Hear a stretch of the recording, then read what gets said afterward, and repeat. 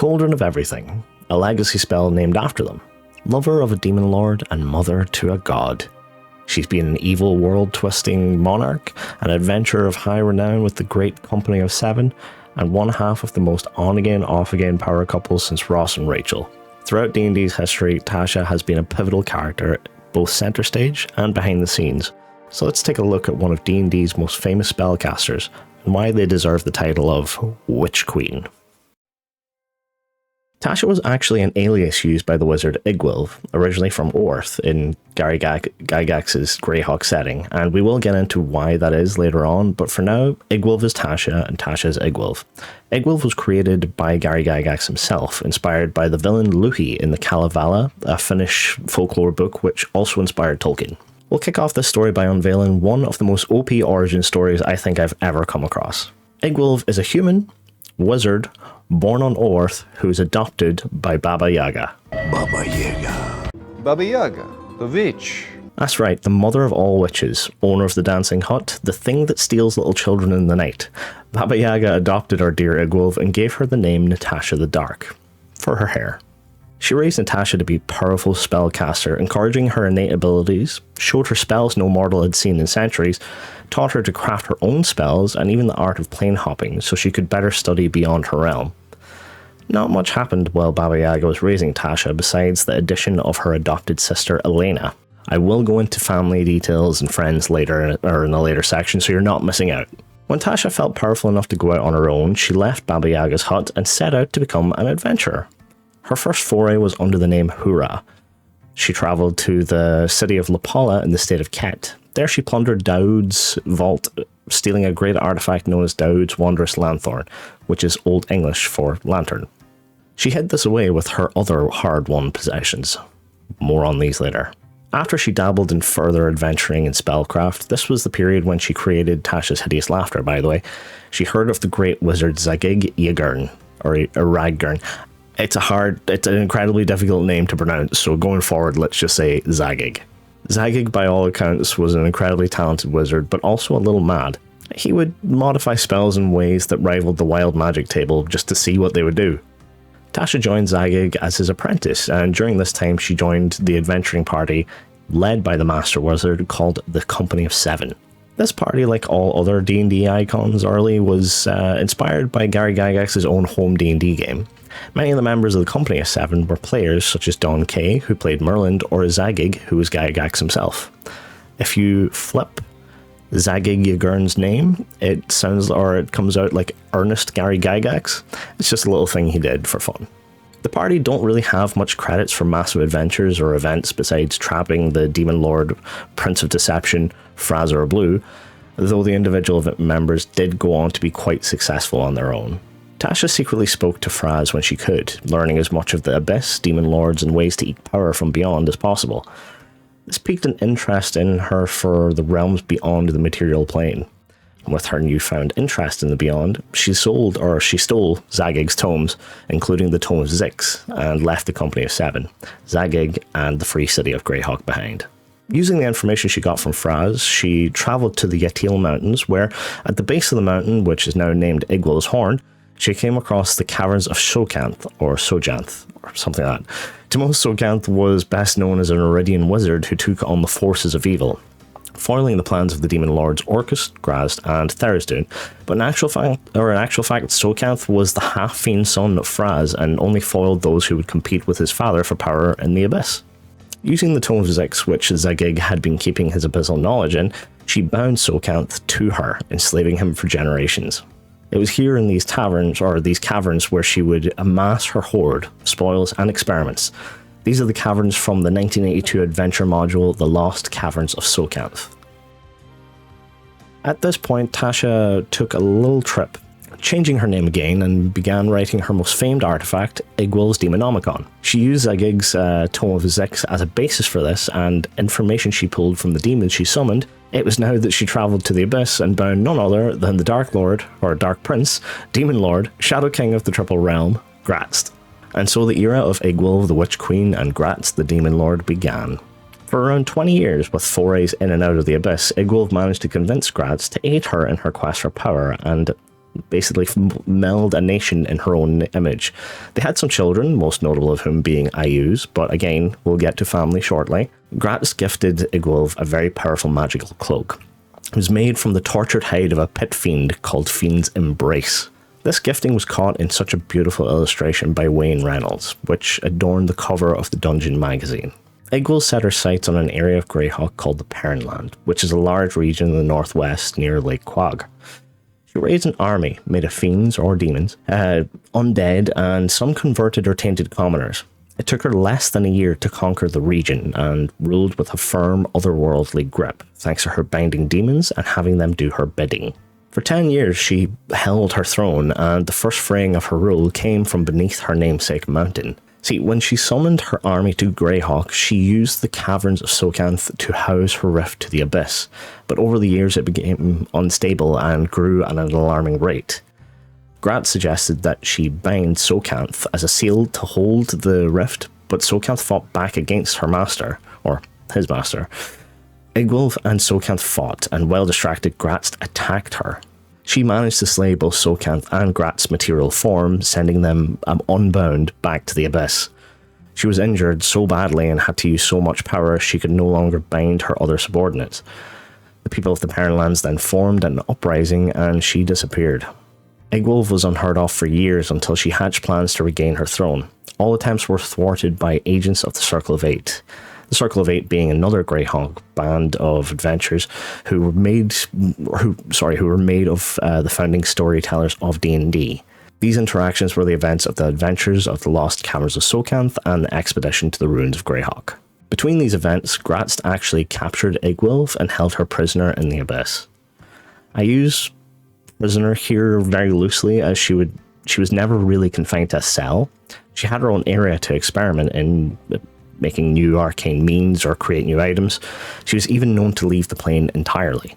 One thing that is quite notable during her time as Graz'zt's captive, she aided him and other demons in overthrowing Demogorgon, the self-proclaimed Prince of Demons. They could not erase Demogorgon outright, as he has returned to power thanks to his worshippers. However, a portion of his primal animus, whatever that is held in an iron flask of tourney that Iggwilv still possesses to this day. When she left the Abyss and Graz'zt's hold, she travelled to Niflheim, the second layer of Hades. Where is Iggwilv today? Well, Iggwilv is now an archfey of Prismeer, known as Zybilna. Within the campaign The Wild Beyond the Witchlight, we learned that Iggwilv left Hades and, maybe in a way to get in touch with her roots, came to the Feywild to study the Fey, which eventually led to herself becoming an archfey. I won't go too much into this adventure, even though I have spoiled it, but it is nice to think that after so much for so long, Iggwilv, Tasha, Zybilna, she's finally found a place free from her demonic past where she can have what she desires. Control. In her new home, the Palace of Heart Desires, she has whatever she wants. It is in a realm known as the Domain of Delight, and is the opposite to the Shadowfell's Domains of Dread. She does leave and travel from time to time, granting wishes and boons across the plains at her own whim. She has changed. When she set out from Baba Yaga's home, I believe she was evil. However, she has matured and seems to be more neutral. Now, there is something we need to quickly talk about here. Vecna. It's no secret that in Vecna Eve of Ruin, set for release today, it's going to include a team-up of epic proportions, and at the heart of it, Tasha, Mordenkainen, and Illustrial, the new Wizards 3. Now, the Tasha we will see here will not be Zybilna. Going by the artwork and even using the name Tasha, this is likely Tasha brought from the past to here through some kind of magical means to aid us in our fight for the multiverse against Vecna. What we will see of future Tasha beyond this module is unknown. She may return to the Dancing Hut, she could set her sight on Sigil, or who knows, round up every copy of the Demonomicon, return to Greyhawk, team up with Iggwilv, and take on the entire forces of the Abyss. As there were many stories back in the early days of TSR, a lot of lore and character stories would contradict each other, intertwine with other stories, or even in some cases, copy each other. Some of these tales involved a mage named Iggwilv, others named Tasha, but the themes remained the same. A young dark-haired wizard who summoned or consorted with demons and would shape-change into an old crone. Or was an old crone who would shape-change into a young lady. When Wizards of the Coast bought TSR and published 3rd edition, one of the modules they released was Expedition to the Ruins of Castle Greyhawk. I don't know who at Wizards came up with this, but it was, in fairness, quite clever. They wrote a little bit into the campaign that outlined that Tasha was a name Iggwilv used to adventure under when she was with the Company of Seven. And quick warning, spoilers ahead for this campaign module, which takes place centuries after Tasha's time with the Company of Seven. It's revealed that a simulacrum is made of Iggwilv by a servant of Ayuz. The simulacrum is wandering Zegeg's dungeon, and Ayuz has taken hold of this dungeon. And the simulacrum discovers a room filled with stained glass windows, or pane glass windows, depicting the Company of Seven. The walls each have a nameplate depicting who's in each pane, and one of them read, Tasha. This image looked exactly like the simulacrum, who then smashed the pane in anger as she saw the real Iggwilv's face. This released Asat. Who is Asat, you might ask? Well, in a twist as wacky as a Saturday morning cartoon, the depictions are parallel reality counterparts of the Company of Seven, meaning they are all evil, but Tasha being evil in this reality meant that Asat is actually good. Asat quickly realizes the simulacrum isn't her evil counterpart who trapped her there and attacks her. But the simulacrum is much more powerful and straight out kills Asat. She then releases the other alternate evil versions of the Company of Seven to help her evil cause. There has been name confusion regarding Tasha and Iggwilv for a long time, and a lot of fans are dead set against the two being one, and don't adhere to what's now considered canon. But hey, they're your games, you do with what you want with them. Just please stop attacking WotC staff or other DMs who like this version of events. We cannot talk about Tasha without mentioning her family and relationships. We will begin with how cool of a mother would Baba Yaga be? I mean, she's evil and the stuff of nightmares, but she taught Tasha so many spells and gave her so many abilities. But Baba Yaga isn't the only hag in Tasha's family tree. She has 3 hag sisters who call themselves the Hourglass Coven. Bear with me. Bavlorna Blightstraw, Skabatha Nightshade, and Endlin Moongrave. They are each powerful hags, though they truly pale in comparison to Tasha. We then have Tasha's 4th sister, who is also adopted, Elena the Fair. Not much is mentioned about Elena, except that she is almost Natasha the Dark's antithesis. She has fair hair rather than dark, is truly good, and though also paling in comparison to Tasha in magical ability, she is quite the illusionist from what she has picked up from growing up around Baba Yaga as well. And if you are wondering why she would be adopted when she is such a goody two-shoes, well, we don't have a solid answer. It's speculated that, like in some old fairy tale, she tricked Baba Yaga into showing her affection in her own way, possibly since Elena's parents abandoned her.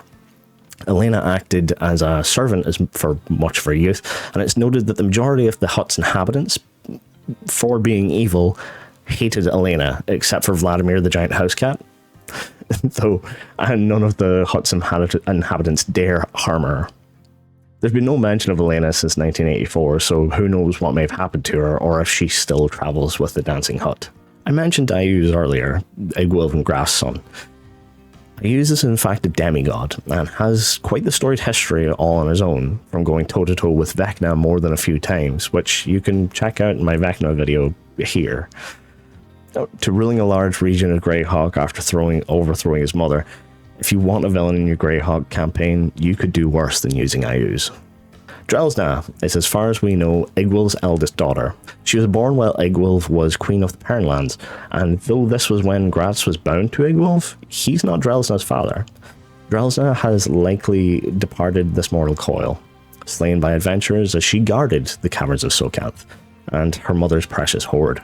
She was a vampire with a flair for style. Her armor was molded gold, so it had a beautiful masterwork design, which she wore with a black plume from her helmet.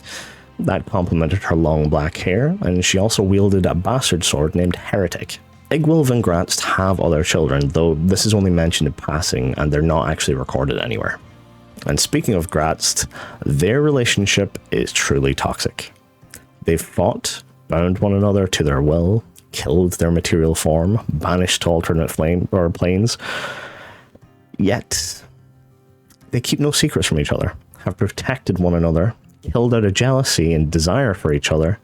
Their love has laid waste to kingdoms, turned countless beings against them, and it's likely the only thing that has stopped the two would-be gods long enough from them achieving more. They aren't perfect. They're definitely not the picture of companionship, nor a goal for any to strive to. But they work for them, which is kinda sweet, I guess.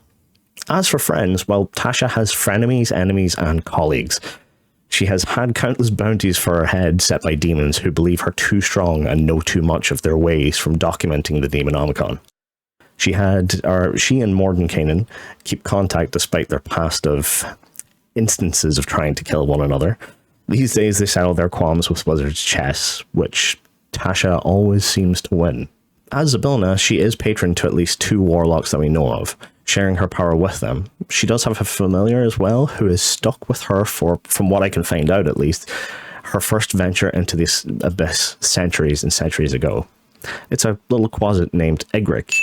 He's just a cool little guy. And if you have been paying attention to the images in this video, you've likely noticed him dancing around amongst them.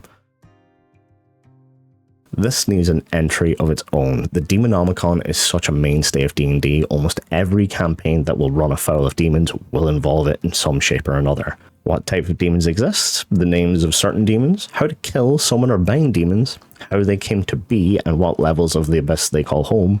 So much information exists within these pages. The Demonomicon is a book with purple fiend-hide covers, bound in brass with a 3-fingered clasp, which is not unlike the hand of a quasit, which I think Iggwilv did on purpose as a little homage to Iggwilv. You should check out the 4th edition supplement that is named for the Demonomicon. It has some interesting quest ideas and variations on monsters to throw at your party. There's also some cool spells in there, and if you find it in-game, technically your spellcasters can learn spells from the book. Role-playing Tasha these days is a little difficult. With her vast history of evil deeds and binding demons to now overseeing a realm of joy, it's kind of hard to get a read on her. She is beyond the capabilities of mortals and yet hasn't set her sights on anything beyond dealing with a lesser god. If you wish to use previous versions of Tasha or Iggwilv, use what she would want your players to think of her. If she's Iggwilv, she's clever and mysterious, she's menacing and ultimately a threat in any situation. If she is encountering her players, she will treat them as her lessers. If she's Tasha, she's questioning, almost unassuming, willing to do the right thing, so long as she's in view of other people. She will treat your party as equals as well, possibly even praise the spellcasters, even though she's likely far more powerful than the entire party combined. Just remember, and this is kind of outlined in comparison to the rest of the Company of Seven, she's not good, nor is she completely evil. If she wants something, she'll strive to get it, but she's not just going to burn down an orphanage just because it's there. That's not her style. She wants power. And as for her power, in a 2003 AMA, Gary Gygax was asked, has Iggwilv ever been statted out in AD&D terms? If not, what would you imagine her classes and levels to be? In response, he said, from my perspective, Iggwilv is a deital figure, a demigoddess in rank and with capacities in some areas, malign magic especially, more akin to those of a lesser deity. In that regard, I'd rate her level 30 or more. And this is reflected in numerous posts in old magazines and campaign modules. In 1st edition, she was level 22, which is kind of unheard of. 3rd edition, she was CR 30, and 5th edition, she's CR 20, all on her own. In some of the WotC videos, they have also stated that Iggwilv is more powerful than the Great Mage Mordenkainen. So, should your players get snippy with her, she would not be above sending them to the abyss or summoning a demon to deal with them, just for fun. The easiest way to integrate Tasha into your game is if your party is facing a demon threat and they need the absolute expert in demons, literally the specialist who wrote the book on demonology. Or maybe a member of your party is a warlock and their patron is Baba Yaga.